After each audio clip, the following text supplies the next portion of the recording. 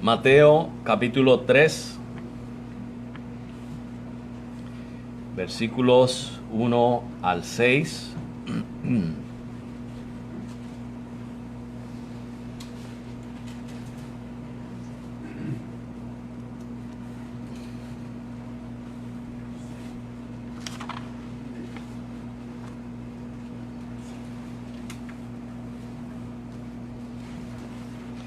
Y lee la palabra de Dios en el nombre del Padre, del Hijo y del Espíritu Santo.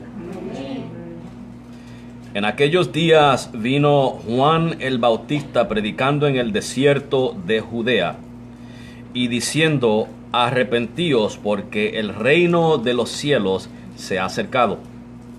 Porque este es aquel de quien habló el profeta Isaías, diciendo: voz que clama en el desierto, preparad el camino del Señor, enderezad sus sendas. Y Juan mismo tenía su vestidura de pelo de camello y un cinto de cuero alrededor de sus lomos, y su comida era langostas y miel silvestre. Entonces salía a él Jerusalén y toda Judea y toda la región de alrededor del Jordán, y eran bautizados por él en el Jordán, confesando sus pecados. Amado Dios y Padre, una vez más estamos ante tu presencia, Señor, prestos para escuchar lo que nos dice tu palabra, lo que ella nos enseña, Señor. Y te hemos adorado, Padre, a través del estudio de tu palabra esta mañana y a través de los cánticos. Y ahora te adoramos, Señor, mediante la reverencia a tu palabra y mediante, Señor, la disposición de recibirla y guardarla en nuestras vidas para ponerla por obra, Señor. Porque toda nuestra vida, Señor, es una vida de adoración. Todo lo que hagamos, Señor, es adoración a ti. Así que, Padre, te pedimos que tu Espíritu nos transforme a través de tu palabra, Señor, para que nuestra vida de adoración, Señor, ya sea, Señor, en la liturgia en la iglesia, o ya sea, Padre, en nuestros hogares como familia, o en nuestros trabajos, Señor, como empleados, o donde quiera que estemos, nuestra vida sea una vida de adoración agradable a ti, Padre. Santifícanos, Señor, en la verdad, en tu palabra, Señor. Estamos en tus manos y confiamos, Padre, en esa preciosa obra de santificación que tú haces en nuestras vidas. Ahora te damos gracias, Señor, y te pedimos estas cosas en el precioso nombre de tu Hijo Jesucristo. Amén. Amén. Hermanos, para resumir lo que hablamos el domingo pasado, o si me permiten, hermanos, antes de comenzar en el mensaje, fue un anuncio más que se me olvidó. El hermano Gerardo va a comenzar nuevamente los devocionales del canal En Verdad Lo Dice. ¿Okay?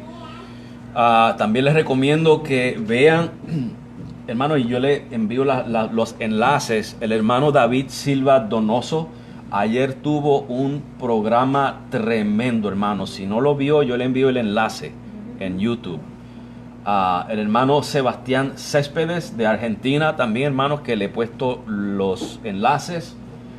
Les recomiendo, hermanos, él casi todos los días tiene un programa, ¿verdad? Y son muy buenos, muy informativos, ¿verdad? Estudios de la palabra de Dios, para que usted, ¿verdad?, visite, salude y se edifique, ¿verdad? Y les dé el apoyo a estos hermanos, ¿verdad? Así que quería dejarles con eso. Y, hermanos, en resumen, el domingo pasado, tocando este capítulo, estábamos hablando, comenzamos presentando que en este evangelio aquí, o en este capítulo, se está introduciendo el reino de Jesucristo. El Juan el Bautista está anunciando el reino de Jesucristo. Y vimos en este pasaje, hermanos, que Juan el Bautista traía un mensaje relacionado con el reino de Jesucristo. Y ese mensaje era el de arrepentimiento. El mensaje de arrepentimiento, hermanos. Ese es el requisito en este capítulo 3 de Mateo. El requisito para entrar al reino de Jesucristo. Era el arrepentimiento, hermanos. Y hablamos, ¿verdad?, para no extenderme, que el arrepentimiento es una obra divina en el pecador, en el cual el Espíritu Santo convence al pecador, regenera al pecador. Y el pecador, hermanos, la parte que cumple el pecador, o desde la perspectiva humana, viene siendo la conversión. Que luego de que el Espíritu Santo ha regenerado al pecador, lo ha pasado de muerte a vida, el pecador se convierte, el pecador hace un viraje, cambia su modo de pensar, reconoce que es un pecador, merecedor de la ira de Dios, del juicio divino. Usted y yo, hermanos, eso es lo que somos, merecedores del juicio divino, merecedores de la ira de Dios. Pero gloria a Dios, porque Él intervino en tu vida y en mi vida. Su Espíritu transformó tu vida y tú viniste a Cristo. Y ese es el arrepentimiento, hermanos. El que tú, hermanos, te das de cuenta de que has ofendido al Creador del universo y que somos merecedores de su ira. Y al reconocer eso, nos damos de cuenta que necesitamos un Salvador. Eso es regeneración, eso es conversión. Y venimos arrepentidos a Dios, reconociendo que nuestro pecado ofende a nuestro Creador, y venimos en fe a Jesucristo. Ese es el mensaje de arrepentimiento, hermanos. Y estaba enfatizando la semana pasada, hermanos, que hoy en día estamos saturados de decir Cristo te ama. Y es verdad, Cristo ama al hombre, Dios ama al hombre. Pero el hombre se cree que con decir Dios te ama es que Dios está a favor mío, a pesar de que yo vivo en esta manera. A pesar de que yo robo, a pesar de que yo miento, a pesar de que yo le hago daño a mi esposa, a mi esposo, a mis hijos, Dios me ama, todo está bien. Eso no es lo que quiere decir Dios te ama. Claro, Dios mostró su amor al enviar a su único Hijo Jesucristo. Ya Él lo demostró. Eso es lo más grande que ha hecho Dios para el hombre. Y Dios muestra su amor también, hermanos, a través de su gracia común, a través del hecho de que no somos merecedores de nada y Él envía la lluvia para buenos y malos, hace salir el sol para justos e injustos. Ese es el amor de Dios, pero eso no significa que Dios está a favor del pecado. Eso significa de que Dios ama a sus enemigos, porque eso es el hombre, enemigo de Dios. Y viene a formar parte de la familia de Dios a través de su Hijo Jesucristo. Pero sin Jesucristo permanecen enemigos de Dios. La Biblia dice que tú y yo estamos en enemistad con Dios. La Biblia, por eso es que en Romanos 5:1 dice que ahora tenemos paz para con Dios. No quiere decir que estar en paz es que yo me acuesto tranquilo porque la cuenta del banco está bien, porque las deudas están pagadas, porque mi salud está bien. Eso no es lo que quiere decir que estamos en paz con Dios. Lo que quiere decir que estamos en paz con Dios es que tú y yo estábamos en guerra, en una guerra perdida, que íbamos a perder contra Dios. Que Dios está airado con el hombre, y eso es lo que enfaticé el domingo pasado. Déjale saber al pecador que Dios está airado. La ira de Dios no ha desaparecido. Ella sigue manifestándose, hermanos, desde el cielo. Dios es paciente, pero su ira está ahí. Y la solución a eso es Cristo. La solución a tu escapar de su ira es su Hijo Jesucristo. sea que no es una religión, no es una ideología, no es un estatus social ni nada por el estilo. Es una relación con Dios a través de Jesucristo, el Hijo de Dios. Y como te estaba diciendo, hermanos, tú y yo, cuando dice que ahora tenemos paz para con Dios por medio de su Hijo Jesucristo, lo que quiere decir eso es que estábamos en guerra y ahora ya no hay guerra entre Dios y tú. Ya Dios hizo las paces con nosotros por su Hijo Jesucristo. Y se fue más allá de eso, te integró en su familia, te hizo un hijo suyo. Y hermanos, ¿a qué hijo usted destruye? Dígame. ¿A qué hijo usted abandona? Si usted, hermanos, es un buen padre con sus hijos, una buena madre con sus hijos, a pesar de que somos malos y queremos lo mejor para nuestros hijos, cuánto más Dios para con nosotros, que Dios es el Padre perfecto. Amén. Hermanos, lo mejor que ha pasado con nosotros es que Cristo haya venido a nuestras vidas. No que yo vine a Él, Él vino a mí. Porque yo nunca hubiera venido a Él. En Juan 6:44 Jesús dijo, ninguno puede venir a mí a menos que el Padre le traiga. Hermanos, a ti Dios, a ti y a mí, Dios nos tuvo que traer a Cristo. Porque por cuenta tuya y mía no íbamos a querer venir.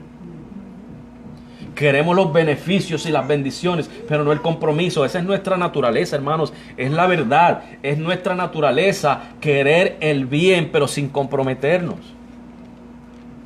Y ahí es donde entra la obra del Espíritu Santo en transformarnos. Cambia nuestra disposición. Tenemos nuevos deseos, nuevas inclinaciones. Una disposición a favor de venir a Dios.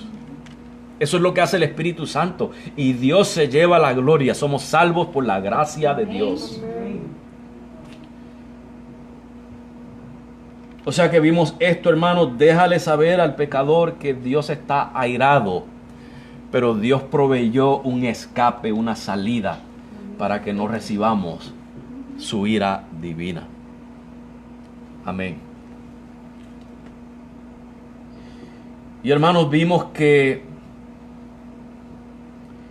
hay muchos modos de pensar, especialmente en nuestros días. Hay muchas ideologías. Hablamos brevemente, hermanos, porque ese no era el tópico, acerca del posmodernismo, y ahí está incluido el progresismo. Ahí están todas estas cosas como el feminismo, el machismo, la ideología del género, la teoría crítica, la reconciliación racial. Y hermanos, un sinnúmero de ideologías que están socavando los fundamentos de esta nación. Y hermanos, ponga atención para que vea que lo que están atacando son los principios cristianos. El matrimonio, la familia, la moral, la ética, todas estas cosas, hermanos, que tienen fundamento bíblico, fundamento cristiano, es lo que estas ideologías están tratando de destruir. Lo que le ha tomado, hermanos, a esta nación, para esta nación ser lo que es, se ha tomado miles de años. Estúdiese los fundamentos de esta nación para que vea, hermanos, de dónde vienen los principios de esta nación. Parte de esos principios vienen, hermanos, del cristianismo. Sí, eso no quiere decir que esta nación es cristiana. No estoy diciendo eso, hermanos, para no causar confusión.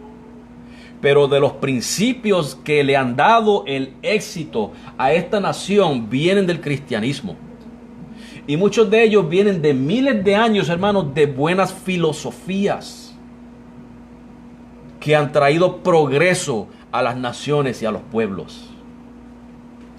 Esos principios cristianos y de buena moralidad y ética que llevan miles de años son los que estas ideologías están socavando y destruyendo.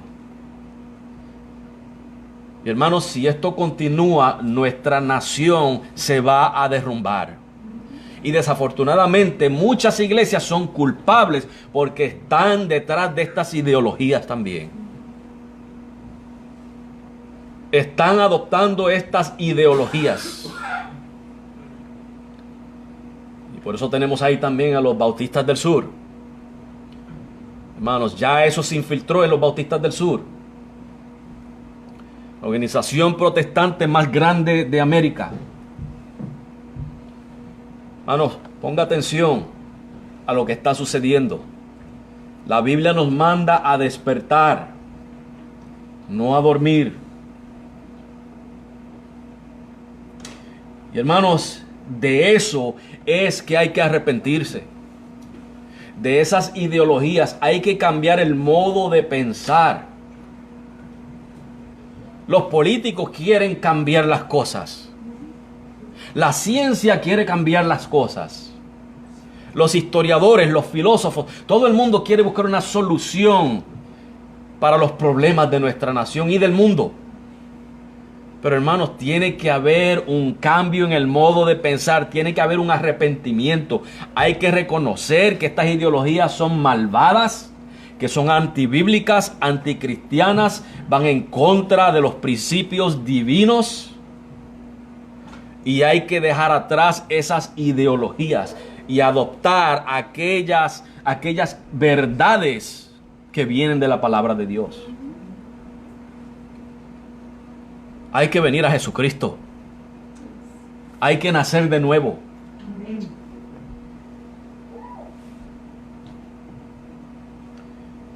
El gobierno está hurtando, hermano, las mentes de nuestros niños.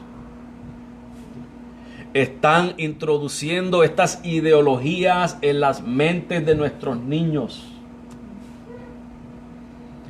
Tú tienes un trabajo, hermano. Yo tengo un trabajo y es el de cautivar, a recobrar, mejor dicho, la mente de nuestros hijos. Ese es tu trabajo como padre y madre, mi trabajo como padre. Recuperar lo que el diablo a través de todas estas filosofías e ideologías se está robando. Es la de instruir a nuestros niños en los principios bíblicos. Es la de instruir a nuestros niños en la palabra de Dios. Pararlos en ese fundamento sólido. Y hermanos, mucha oración. Pedirle a Dios que en su misericordia y en su gracia, Él trabaje en las mentes y en los corazones de nuestros hijos. Porque esto no es una batalla que usted y yo peleamos con espada, hermanos. Ni con ejército, como dice la palabra de Dios. Hermanos, es por el Espíritu de Dios, es por la palabra de Dios, por el poder de Dios, que usted y yo ganamos esta batalla. Tenemos que tener una dependencia constante en Dios, hermanos. Y hablando de el reino de Cristo, lo que vemos, hermanos, es una lucha entre reinos. El reino de las tinieblas y el reino de los cielos. Eso es lo que estamos viendo. Una lucha entre reinos. Efesios capítulo 6, versículo 12 nos dice: porque no tenemos lucha contra sangre y carne, sino contra principados, contra potestades, contra gobernadores de las tinieblas de este siglo, contra huestes espirituales de maldad en las regiones celestiales. Esa es nuestra batalla, hermanos. No es una batalla con personas. No es una batalla contra carne y sangre. Es una batalla contra todas estas ideologías, hermanos. Y los que están detrás de estas ideologías son principados, potestades y gobernadores de las tinieblas. Estas cosas no vinieron por casualidad. Hay agentes que la Biblia describe, estos espíritus que son principados, potestades y gobernadores de las tinieblas, que están detrás de esas ideologías. Contra eso usted y yo batallamos. Si usted preguntará, pero ¿cómo batallamos contra eso? Segunda de Corintios 10 del 3 al 6 dice: pues aunque andamos en la carne, como dijo Cristo, estamos en el mundo pero no somos del mundo. Estamos aquí en la carne, ¿verdad? En un cuerpo físico, pero no militamos según la carne. Esto no es, hermano, a manera de boxeo. No es según la carne. Porque las armas de nuestra milicia no son carnales, sino poderosas en Dios para la destrucción de fortalezas. Escuchen bien, nuestras armas son poderosas en Dios para destrucción de fortalezas, derribando, miren cómo son las batallas del cristiano, derribando argumentos, ideologías. Nuestras armas, hermanos, son poderosas para derribar las ideologías. Derribando argumentos y toda altivez que se levanta contra el conocimiento de Dios. Y llevando cautivo todo pensamiento a la obediencia de Cristo. Hermanos, al derribar todos estos argumentos, estas filosofías, estas ideologías, a la misma vez, usted los está llevando a Cristo. Y estando prontos para castigar toda desobediencia, cuando vuestra obediencia sea perfecta. Como había mencionado el domingo pasado, hermanos, usted y yo somos como Juan el Bautista. Estamos aquí, hermanos, como mensajeros del reino de los cielos. Mensajeros, para ser específico, del evangelio de Jesucristo.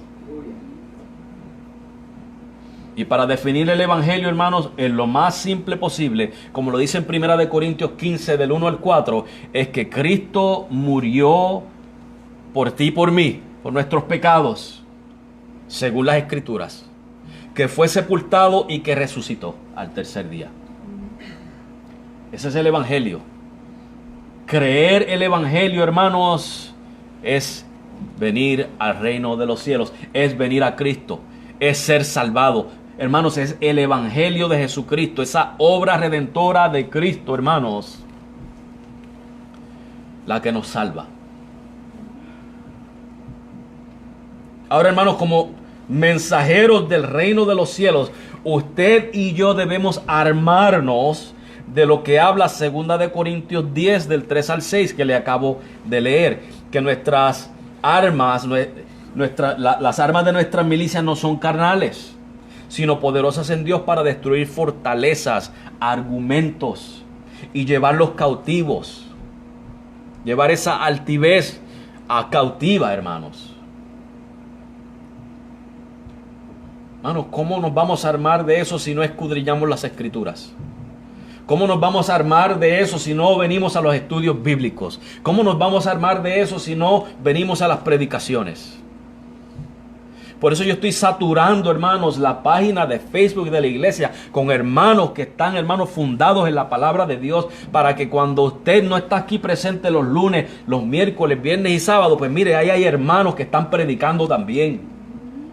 Hermanos sólidos en la fe, sólidos en la palabra de Dios. Para que aprendamos, hermanos, a derribar estas filosofías.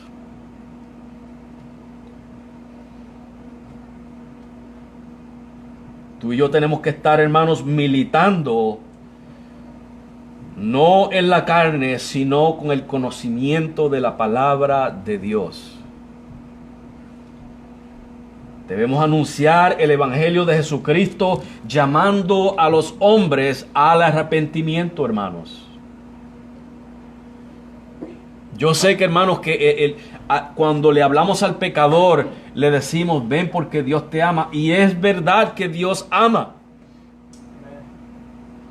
Pero si usted no le dice a la persona de qué necesita ser salvado, va a decir, pues no necesito ser salvado, si Dios me ama. Hermanos, hay que dejarle saber al hombre que somos pecadores. Hemos ofendido a un nivel cósmico al creador del universo. Y una ofensa a ese nivel merece un juicio inmenso. Yo siempre traigo el ejemplo de ojo por ojo. En la ley se decía que si usted, ¿verdad? Para mantener alguien le hacía un daño a usted y usted lo llevaba a la corte, ¿verdad? A juicio. Usted no podía demandar por más de lo justo, ojo por ojo. Ahora, eso tampoco era un mandamiento de usted ir y demandar. Era que usted podía perdonar también, pero si iba a demandar, no se pasara del límite. Si la pérdida suya fue una vaca, yo le pago a usted por una vaca. No le voy a pagar por un crucero. Tenía que ser un juicio justo. El valor de su ojo es el mismo valor de mi ojo, ¿verdad? Yo le hago daño a su ojo, yo tengo que pagar todos los gastos médicos de su ojo. Eso es lo que quería decir. Ahora, hermanos, cuando Dios mira al hombre y ve el pecado, la Biblia me dice que le es ofensivo al ojo de Dios. Que Dios no puede ni siquiera mirar el pecado de tan santo que es Dios. Y cuando pecamos, hermanos, usted y yo ofendemos la mirada de Dios, ofendemos el ojo de Dios. Dígame una cosa, ¿cuánto usted cree que vale el ojo de Dios? ¿Cuán valioso es el ojo de Dios? Eso no tiene precio. Eso es infinito. Eso es eterno. Entonces, ¿cuál debe de ser el pago por mi ofensa, hermanos? Debe de ser igual. Infinito. El castigo, hermanos, va a ser conforme a la ofensa. Y de eso, hermanos, ahí es donde está el amor de Dios. Que de eso es que Dios nos libra a través de su Hijo Jesucristo. Él proveyó a su Hijo para que todo aquel que en Él cree no se pierda, mas tenga vida eterna. Eso es lo lindo de Dios, hermanos. Ese es el Evangelio. Ese es, hermanos, el llamado al arrepentimiento. Y acuérdense que la semana pasada les mencioné que Juan dijo que dieran frutos dignos de arrepentimiento. La palabra digno viene del griego axios, que se usaba en el mercado, en las balanzas. Tenía que ser del mismo peso. Lo que usted compraba y lo que pagaba tenía que balancearse, el mismo peso, el mismo valor. El arrepentimiento, hermanos, el dar frutos dignos de arrepentimiento es que si la persona se ha arrepentido verdaderamente, su caminar, sus frutos van a ser del mismo valor, del mismo peso que ese arrepentimiento. Por eso le dije ahorita, hermanos, que hay personas que dicen yo creo en Cristo, yo me arrepentí, pero van a la casa y le dan una paliza a la esposa. O tienen a los hijos abandonados. ¿Eso es un fruto digno de arrepentimiento? No estoy diciendo que somos salvos por obras. Son dos cosas muy diferentes. Ser salvos por obras es yo pretender que si yo hago esto y aquello, me estoy ganando mi salvación. Y eso no es lo que quiere decir frutos dignos de arrepentimiento. Frutos dignos de arrepentimiento son aquellos que vienen como consecuencia de yo haber sido transformado, salvado, de que me haya arrepentido. Son consecuencia. Reflejan, hermanos, si hubo un arrepentimiento o no. Hermanos, si usted oye a su vecino dándole una paliza a su esposa, y después dice que es cristiano, confróntelo. Dígale, yo lo siento, pero tú no estás dando frutos dignos de arrepentimiento. Y la próxima vez que te oiga dándole a tu esposa, te voy a llamar a la policía porque es mi deber. Confróntelo. O si lo ves robando y se lo disfruta también. Que yo le estoy reportando al gobierno que yo no tengo esposo y está viviendo con alguien y están cogiendo beneficios del gobierno, reportando algo falso, confróntelo. Y después, eso no cae. Tú no puedes decir que eres creyente, que te has arrepentido, que viniste a Cristo y te disfrutas esa vida. Eso no encaja con el verdadero creyente. El verdadero creyente, hermanos, se entristece cuando peca. Cuando sabe que le ha fallado a Dios, se entristece, se deprime, no está cómodo, no se siente cómodo. Y mientras sigue en esa condición, hermanos, va a ir decayendo, hermanos, en varios sentidos. Físicamente se puede enfermar, mentalmente, hermanos, se puede deprimir. Porque eso no encaja, hermanos, con la simiente que hay en el creyente. Como creyentes, tú y yo tenemos la simiente de Dios en nosotros, que no nos permite continuar en esa vida, hermanos, porque no encaja. No encaja, hemos sido regenerados. Somos nueva criatura, creados en Cristo Jesús. Tenemos esas cualidades ahora. No perfectos. No somos perfectos. No es lo que estamos diciendo tampoco.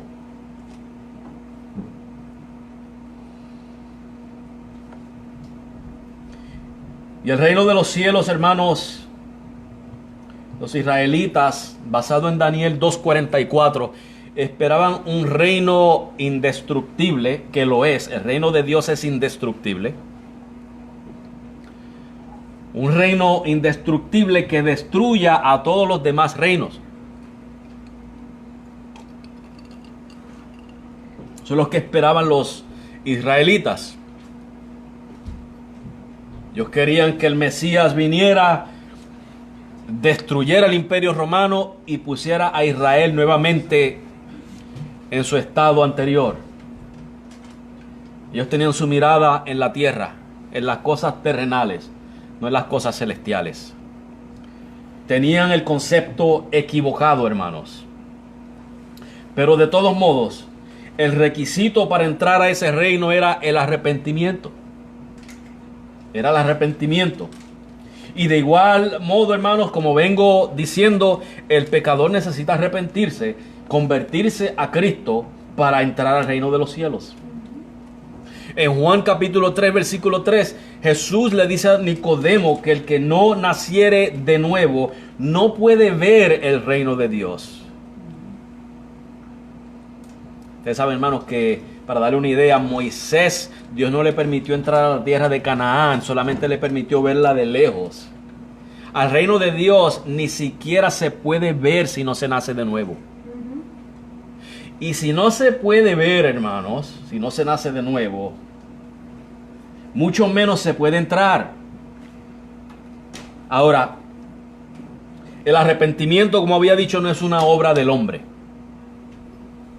No es un remordimiento por algo que hice. El arrepentimiento, hermanos, es, como había dicho, cambiar el modo de pensar. El arrepentimiento es un despertar, vamos a ponerlo de esa manera, de reconocer nuestra condición. Reconocer que mi vida no es agradable al Señor. Y yo no quiero vivir así ya. Yo quiero ser aceptado ante el Señor. Eso es un arrepentimiento, hermanos. Pero no es una obra que el hombre obra por sí mismo. Cuando el hombre escucha la palabra de Dios, escucha el Evangelio y el Espíritu de Dios comienza a trabajar en su vida, el Espíritu hace una obra regeneradora, regenera ese corazón, esa alma. Y es a través del Evangelio que el Espíritu Santo opera en el pecador y lo trae al arrepentimiento. La entrada al reino no dependía de ser un israelita por nacionalidad.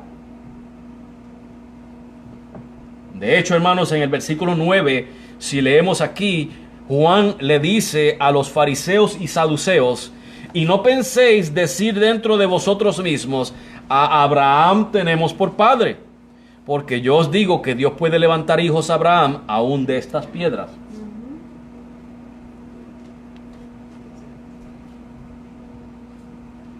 Los fariseos y saduceos tenían este concepto erróneo de que por meramente ser descendientes de Abraham ya tenían acceso al reino. Ya ellos tenían acceso al reino. Nadie más tenía acceso al reino sino los israelitas.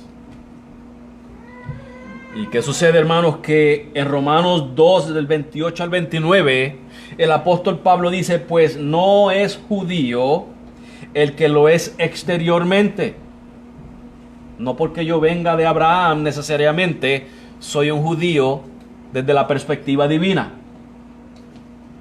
Dice, ni es la circuncisión la que se hace exteriormente en la carne, sino que es judío el que lo es en lo interior, y la circuncisión es la del corazón, en espíritu, no en letra, o sea, no en la ley, no en las obras. La alabanza del cual no viene de los hombres, sino de Dios. Oiga bien, hermanos, esto no viene de los hombres, sino de Dios. En Romanos 9, del 6 al 8, el apóstol Pablo dice, no que la palabra de Dios haya fallado. Acuérdense que los israelitas habían rechazado a Cristo. Y estaba el argumento de que, bueno, si Cristo era el Mesías y vemos que Israel rechazó al Mesías, entonces la palabra de Dios falló, las profecías fallaron. Y Pablo dice, no, las profecías no fallaron. La palabra de Dios no falló. Porque no todos los que descienden de Israel son israelitas, dice Pablo. No porque él haya nacido israelita, descendencia de Abraham, te hace un israelita desde la perspectiva divina. Desde la perspectiva humana, ese es un israelita, nació en Israel. Desde la perspectiva de Dios, Dios es el que determina quién es israelita y quién no. Ni por ser descendientes de Abraham son todos hijos, sino en Isaac te será llamada descendencia. Esto es, no los que son hijos según la carne son los hijos de Dios, sino los que son hijos según la promesa son contados como descendientes. Vamos a poner esto en palabras que tú y yo entendamos, hermano. Abraham tuvo su primogénito Ismael, pero desde la perspectiva divina, Isaac era el primogénito. La promesa de Dios era a través de Isaac. Dios pasó por alto a Ismael y le dijo, no, es en Isaac. De la misma manera, el hecho de que una persona venga de la descendencia israelita no quiere decir que ya por eso está privilegiado. Según Dios hizo con Ismael, que lo pasó por alto, y le dijo a Abraham, es Isaac. Es en él que viene la bendición, el Mesías. Asimismo, él hace también hoy en día. Él pasa por alto a los israelitas y salva a quien él quiere y lo llama israelita. Tú y yo, sin haber nacido en Israel, desde la perspectiva de Dios, somos israelitas. Somos contados como hijos de Abraham. Aleluya.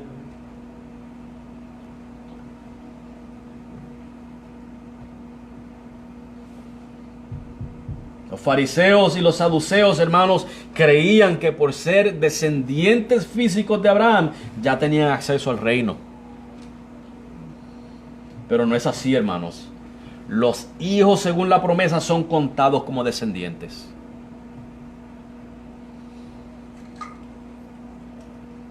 No son los descendientes de Israel, hermanos, en el sentido físico, sino los de Isaac.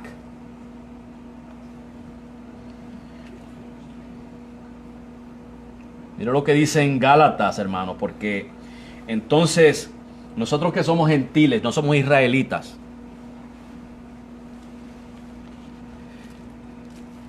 y por medio de la fe en Cristo, hermanos, tú y yo ahora venimos a ser israelitas, contados como israelitas, y nos preguntamos, pero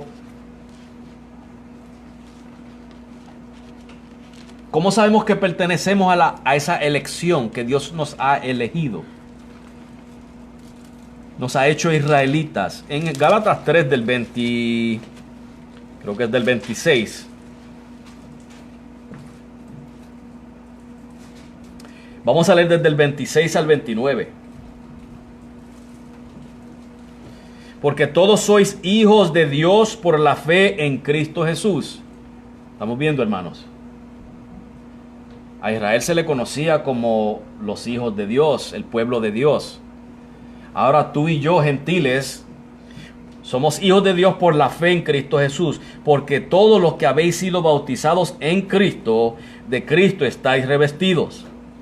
Y no hay judío ni griego, no hay esclavo ni libre, no hay varón ni mujer, porque todos vosotros sois uno en Cristo Jesús. Y si vosotros sois de Cristo, escuchen bien, si por la fe tú y yo somos de Cristo, por la fe en Cristo, entonces simiente de Abraham sois. Somos descendientes de Abraham en la fe. Qué bueno es Dios. Qué bueno es Dios. Y herederos conforme a la promesa. Fíjate, hermano, que dice aquí que somos herederos. Tú y yo que estábamos lejos de la ley de Dios, lejos de sus promesas, lejos de la nacionalidad de Israel. Y ahora, hermanos, somos herederos por la fe en Cristo. Dígame usted, hermano, si eso no merece que Dios sea adorado. Dígame eso, hermanos. Dígame, hermanos, si Dios no es un Dios de gracia. Amén. Y ese es el medio, hermanos, es el arrepentimiento. Es el arrepentimiento. Y usted dice, pero ¿cómo yo me puedo arrepentir? Hermano, mientras más usted escuche la palabra de Dios, porque la fe viene por el oír y el oír por la palabra de Dios. Mientras más usted escuche la palabra de Dios, más va a estar convencido. Eso no es obra suya, eso es obra de Dios en su vida. Dios es el que obra en su vida a través de su palabra, hermanos.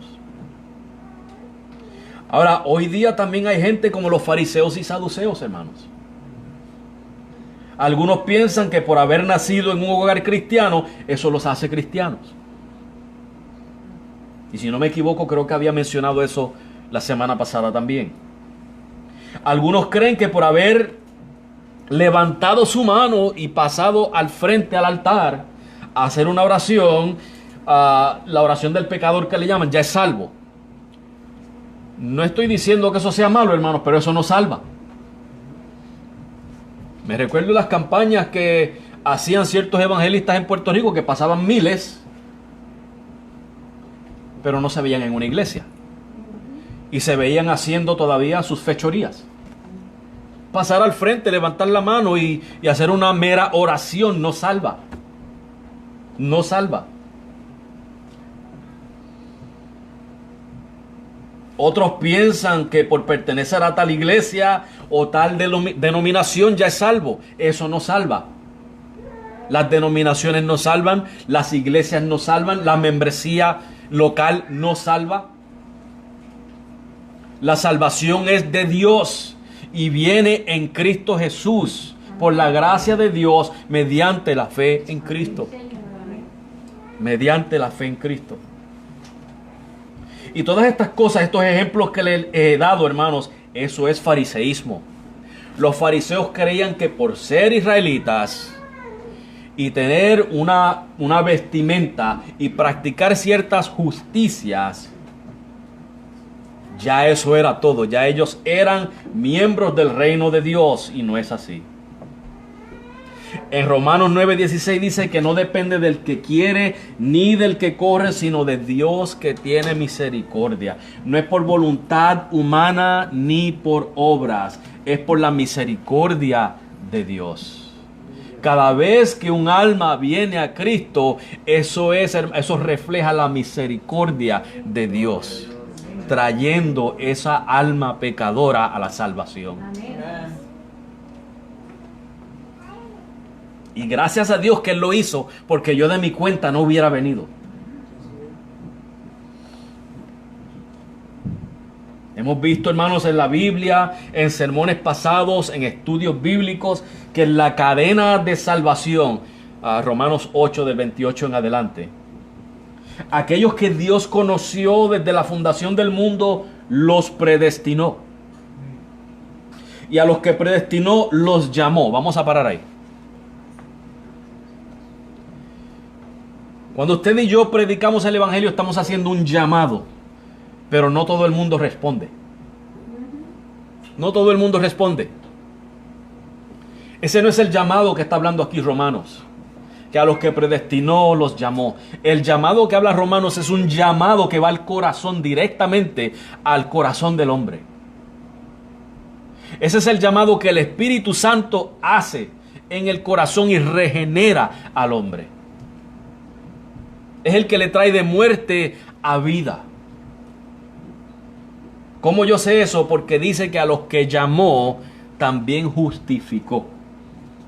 Y la justificación, para ser justificado, el requisito es fe en Cristo. Quiere decir que entre el llamado y la justificación hubo fe, hubo conversión, hubo arrepentimiento y fe. Ese llamado, hermanos, produjo la conversión. Eso es lo que se le llama un llamado efectivo, que hace efecto. No es yo gritar desde aquí, conviértete a Cristo. Sí, yo debo de decir eso. Ese es un llamado general, pero hay un llamado particular que es este. Un llamado efectivo en el cual el Espíritu Santo transforma a la persona. Toca su corazón y lo convierte. Y ahora esa persona, hermano, viene feliz y contento a Cristo.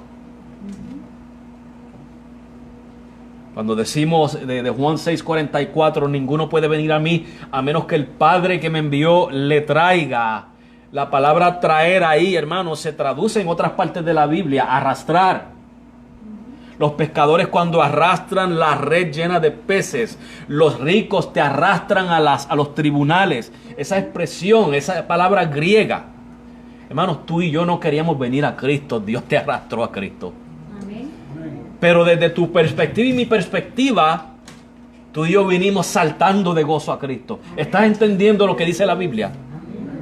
Dios no violó tu libre albedrío, al contrario, lo arregló. Estaba dañado, roto y lo arregló. Cambió tu disposición anticristo porque estábamos en contra de Cristo. La cambió en favor de venir a Cristo. Estamos entendiendo, ¿verdad? Eso es el arrepentimiento, hermanos. Y hermanos, eso resulta en conversión que envuelve arrepentimiento y fe. Y estos son los que entran al reino de Dios, al reino del cielo. Ese reino que esperaban los israelitas era básicamente, ellos especulaban que los libertaría del imperio romano. Pero el reino de Dios, hermanos, abarca otra dimensión. En el reino de Dios, por ejemplo, en Mateo 13, 24 al 30, tenemos la parábola del trigo y la cizaña. En el campo, que es el mundo, y en el mundo está tanto el trigo, que representa a los creyentes, y la cizaña, que eran los hijos del diablo. Ese es el reino de Dios. En el reino de Dios está el trigo y la cizaña. Dios no iba a destruir a los romanos. Iban a estar ahí mezclados también. ¿Qué quiero decirle con esto, hermano? Que Cristo no está sentado en el trono haciendo nada. Él está reinando. Amén. Él está como rey en su trono. Y debe de reinar hasta que todos sus enemigos sean puestos por estrado de sus pies. Y su último enemigo es ¿quién? La muerte. Ese va a ser el día, hermanos, que usted y yo seamos glorificados y ya no va a haber más muerte. Ese es el último enemigo que va a ser puesto por estrado de los pies de Cristo. También tenemos en Mateo 13 del 47 al 50 la parábola de la red, que los pescadores traen la red llena de peces y comienzan a separar los buenos de los malos. Y eso representa el fin del siglo, cuando Cristo viene por su pueblo, por su iglesia, toma a sus escogidos. Y hermanos, los que fueron dejados son llevados al juicio final. Al juicio final.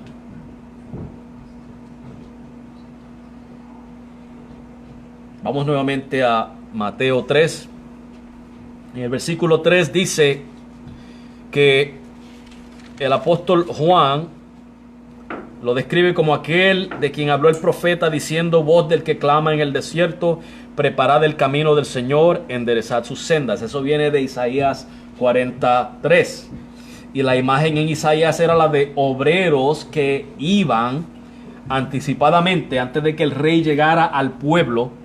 Ellos se adelantaban e iban a preparar el camino, quitaban piedras, llenaban los hoyos que habían en el camino, allanaban, hermanos, los lugares altos, enderezaban caminos torcidos. Eso ellos preparaban para que el rey tuviera un viaje placentero y seguro. Y lo que está haciendo Juan, hermanos, es precisamente eso, preparando el camino para el Rey, que es el Señor Jesucristo. En Juan 1:23 leemos: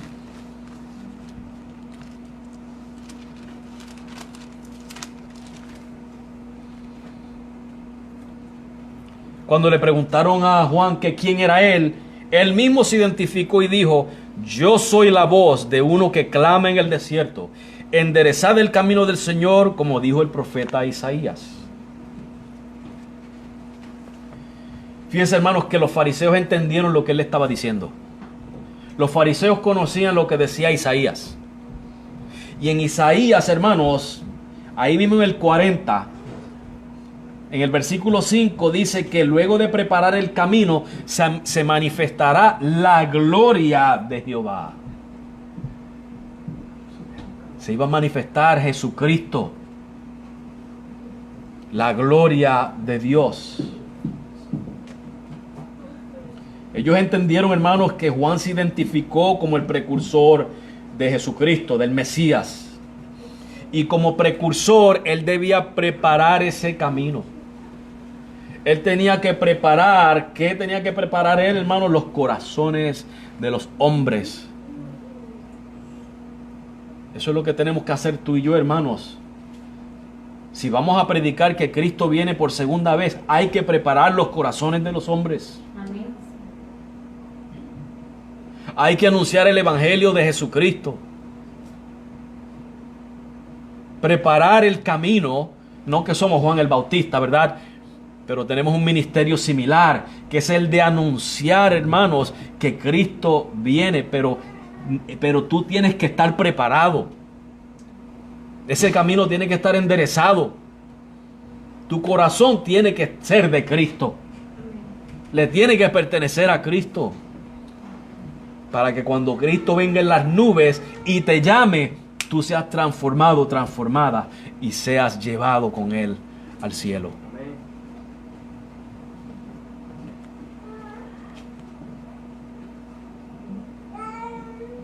Si vemos en el versículo 4, hermanos, dice que Juan estaba vestido de pelo de camello y un cinto de cuero y comiendo langostas y miel silvestre. Fíjense que en Segunda de Reyes, capítulo 1, versículo 8, el profeta Elías se vestía de esa manera. De hecho, hermanos, cuando Jesús identifica a Juan como Elías, escuche bien, en Lucas 1:17, mire lo que explica, ¿verdad? Jesús dice que él vino con el espíritu y el poder de Elías. En ese sentido, Juan el Bautista era el Elías que iba a venir. O sea, que iba a venir con el mismo ministerio que Elías. Ahora, ¿cuál era el ministerio de Elías? Bueno, hermano, si usted va a Primera de Reyes 18:21, cuando Elías retó a los profetas de Baal, ¿se acuerdan? En ese pasaje, en el Primera de Reyes 18:21, Elías le dice a los israelitas: si Jehová es Dios, seguidle. Es un mensaje de arrepentimiento. Dejen de adorar a Baal y vengan al verdadero Dios. Es el mensaje de arrepentimiento. Y ese era el mensaje que venía predicando Juan el Bautista. El de volverse a Dios, volverse a Cristo cuando se manifestara.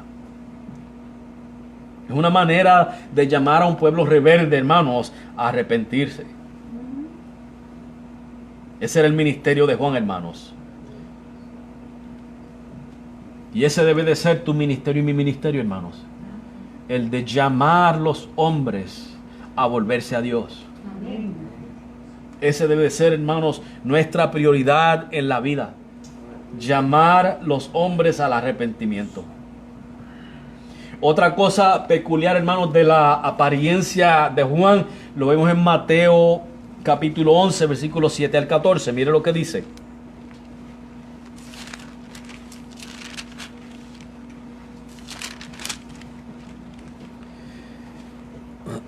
Y yéndose ellos, comenzó Jesús a decir a las multitudes acerca de Juan: ¿qué salisteis a ver al desierto? ¿Una caña sacudida por el viento?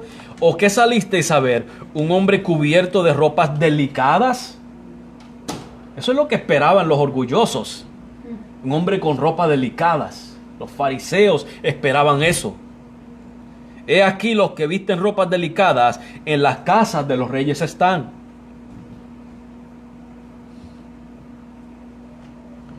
Y dice: mas, ¿qué saliste a ver? ¿A un profeta? Sí, os digo, y más que profeta, porque este es de quien está escrito: he aquí yo envío mi mensajero delante de tu faz, el cual preparará tu camino delante de ti. De cierto os digo, entre los nacidos de mujer jamás se levantó otro mayor que Juan el Bautista, pero el que es menor en el reino de los cielos, mayor es que él. Y desde los días de Juan el Bautista hasta ahora, el reino de los cielos sufre violencia, y los violentos lo arrebatan, porque todos los profetas y la ley hasta Juan profetizaron. Y si queréis recibirlo, él es aquel Elías que había de venir. Peculiar aquí, hermanos, es que Cristo pregunta: ¿qué esperaban ver? ¿Alguien con un gabán de esos italianos de $2,500? Eso es lo que esperaban ver, porque si eso es lo que están buscando, váyanse a los palacios, allá lo van a encontrar.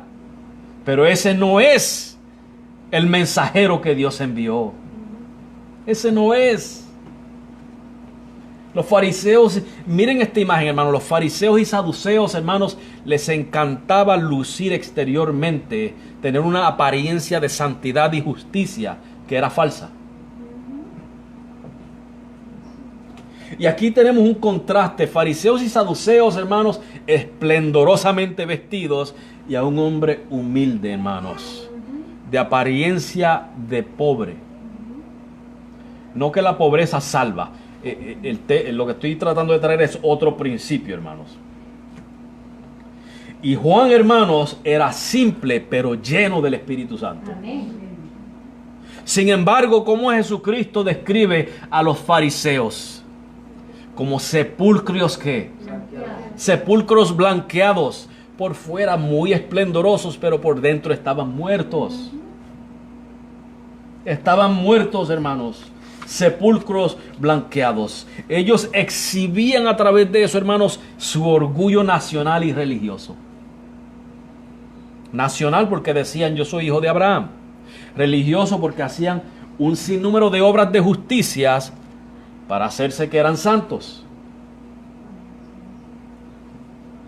Mire, por ejemplo, la parábola del fariseo y el publicano en Lucas 18, del 9 al 13. ¿Se acuerdan cómo oraba el fariseo? Gracias, Dios, porque no soy como estos hombres. No soy ni siquiera como este publicano.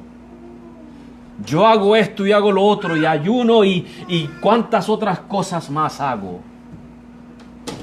Ese es el orgullo religioso, hermanos. Y la religión no salva. Y hoy día también hay gente así. A diferencia de Juan el Bautista, hermanos, que sencillo pero lleno del Espíritu Santo, estaban los fariseos, hermanos, vacíos, muertos, aunque por fuera parecieran otra cosa. Y usted le dice a un legalista: estoy asistiendo, por ejemplo, a la iglesia bautista La Nueva Jerusalén. Esta iglesia, ¿verdad?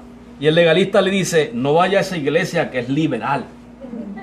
Si va a esa iglesia se va a perder. Orgullo religioso. Las iglesias de la prosperidad, hermanos, llevan un orgullo religioso. Porque mientras las cosas le van bien, mientras tienen dinero en el banco y están bien y visten bien y no les falta que comer, es que estoy bien con Dios. Estoy a un nivel de fe que nadie me puede alcanzar. Orgullo religioso. Eso es un falso evangelio. Esos son los líderes que hay hoy en día.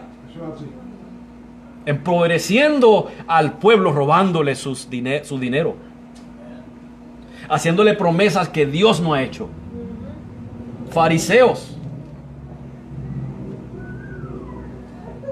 Cuando todo le va bien, hermanos, ellos reclaman o declaran tener una fe que mueve montañas. Y si lo ven a usted, hermanos, que tiene deudas y tiene problemas y se le rompió el carro y no tiene con qué arreglarlo, eso es que le falta fe. Si esa persona no tiene fe o tiene un pecado oculto. Orgullo religioso. Orgullo religioso. Quiere decir entonces, hermano, que Bill Gates tiene que ser súper santísimo. Billonario. Tiene que ser súper santo y tiene que tener una fe más que todos los religiosos de esta tierra. Si seguimos esa lógica ilógica, absurda, eso tendríamos que concluir, ¿verdad?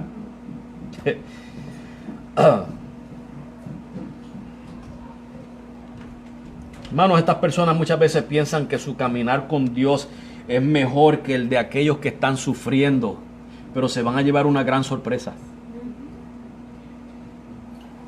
Estos son los que lo ven a usted en una condición negativa, afligido, sufriendo, y le dicen, mira, tú tienes que reclamar y tienes que declarar y tienes que arrebatar y tienes que... Pero cuando le sucede a ellos, ¿qué tienen que decir?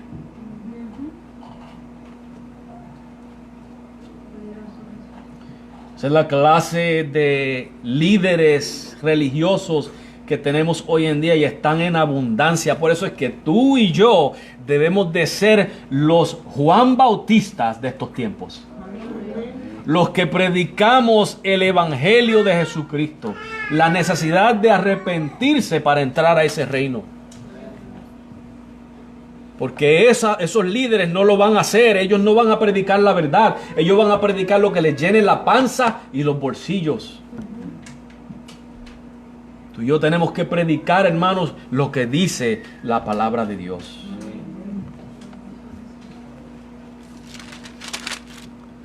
Versículos 5 y 6, Mateo 3. Entonces salía a él Jerusalén y toda Judea y toda la región de alrededor del Jordán, y eran bautizados por él en el Jordán, confesando sus pecados. Estos eran gente que creyeron el mensaje, hermanos.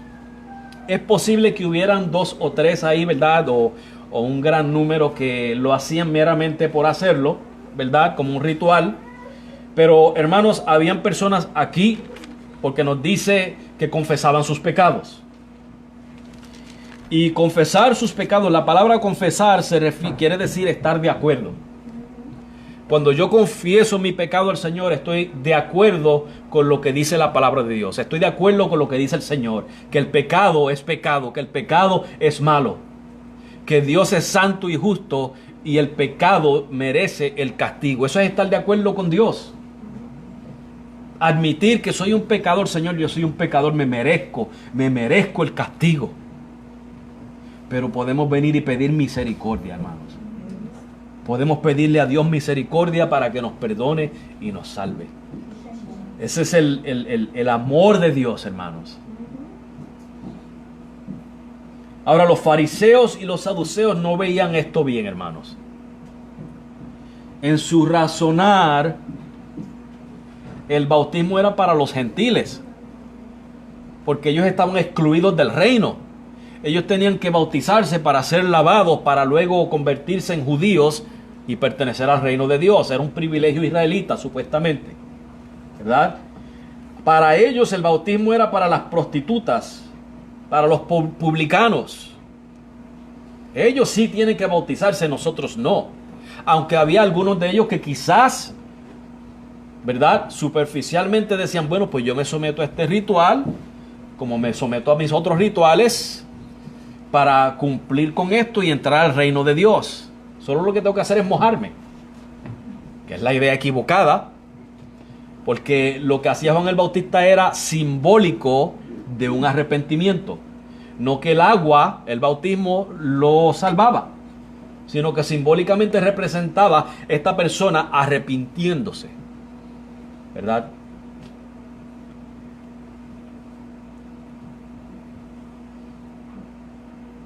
Bautizar a un judío, hermanos, y especialmente si era fariseo o saduceo, era como decirle al fariseo que era un gentil.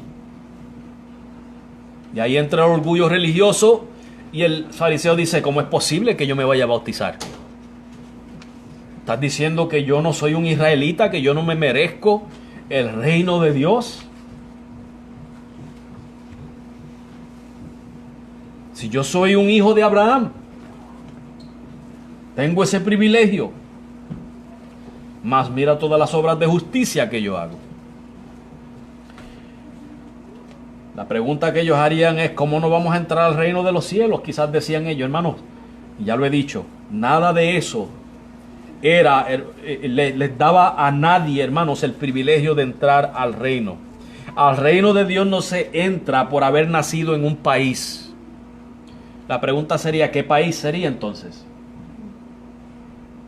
O en una familia particular. Si no eres de los Cortés o de los García, no va para ningún lado. Estamos viendo, hermanos. Pertenecer a una denominación o alguna iglesia local, nada de eso salva. Nada de eso salva. Y mucho menos, hermanos, se entra por cumplir una serie de obras, cuando nos dice claramente la Biblia que por ninguna obra de la ley será justificado el hombre. Nadie será justificado por las obras de la ley. Lo que esto implica, hermanos, es que pertenecer a Cristo no es asunto de herencia nacional, ni familiar, ni religión, ni estatus social, ni nada como eso. Absolutamente que no. Y ya le leí en Gálatas, hermanos, 3, 25 al 29, que por la fe en Cristo le pertenecemos a Él. Amén. Y si somos de Cristo, linaje de Abraham somos. Amén. Dios nos cuenta como israelitas con el privilegio absoluto de heredar todo lo de Cristo. Amén. De pertenecer al reino de Jesucristo. Eso es decisión de Dios. Amén. Y Dios ha decidido que es por fe en Cristo que tú y yo somos contados israelitas. Amén. Que somos contados como ya circuncidados. Somos contados como justos, como hijos. Ese es el mensaje que tú y yo tenemos que predicar, hermanos.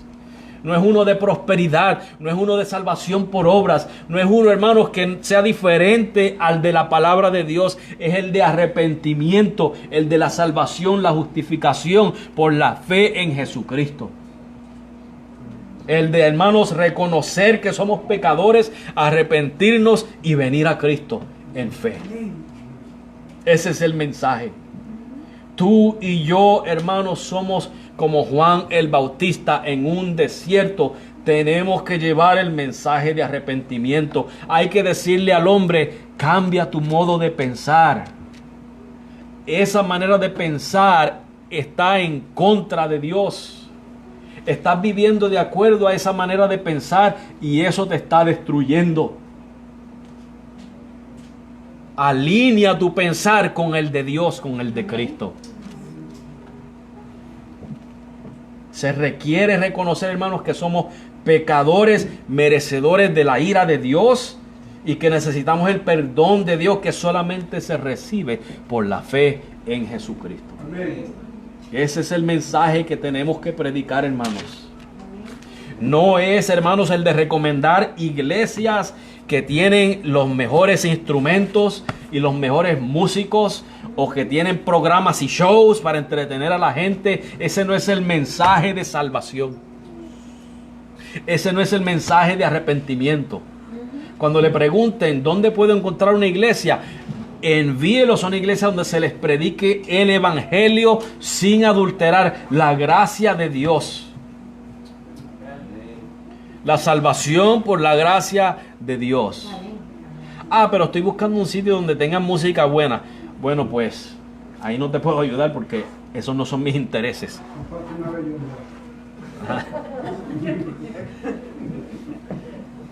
Una iglesia que tengan, no sé, cuido de niños, aunque eso no es malo, no estoy diciendo que sea malo, hermanos, pero hay personas que si eso es lo que están buscando, ese es su interés, pues no están buscando lo esencial, ¿verdad? O sea que, hermanos, el mensaje está claro en la Biblia.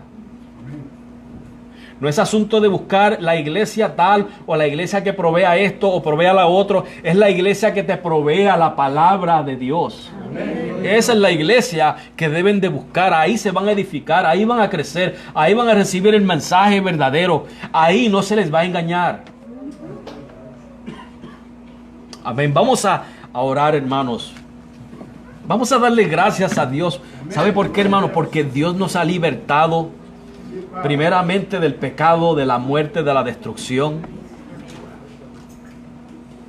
Y nos ha dado el privilegio de poder escuchar palabra de Dios. Nos ha dado el privilegio de poder escuchar la verdad, hermanos. Usted y yo pudiéramos estar en una iglesia de estas que nos están engañando. En una iglesia que nos están quitando el dinero. Siembra tanto para que el Señor te lo duplique o te lo triplique o te dé 100 veces más.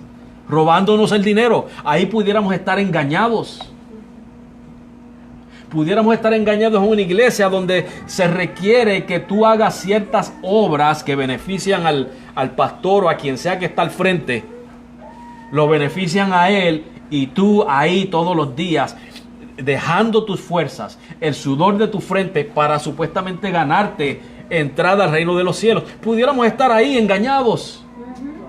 Pero a Dios le plació ponerte en un lugar donde se te predique la verdad. Y no lo digo porque estoy predicando yo.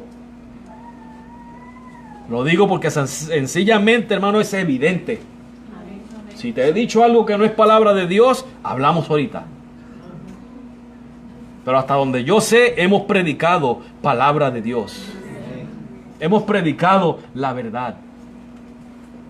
Hermano, dale gracias a Dios. Yo no sé por qué tú no adoras al Señor más, hermano. Él se merece tu adoración. Él merece que tú vivas una vida de adoración a Él por lo bondadoso que Él es contigo. Se merece una vida de adoración de parte tuya y mía. Vamos a orar. Richard, te pido que me pagues aquí. Padre, te damos gracias.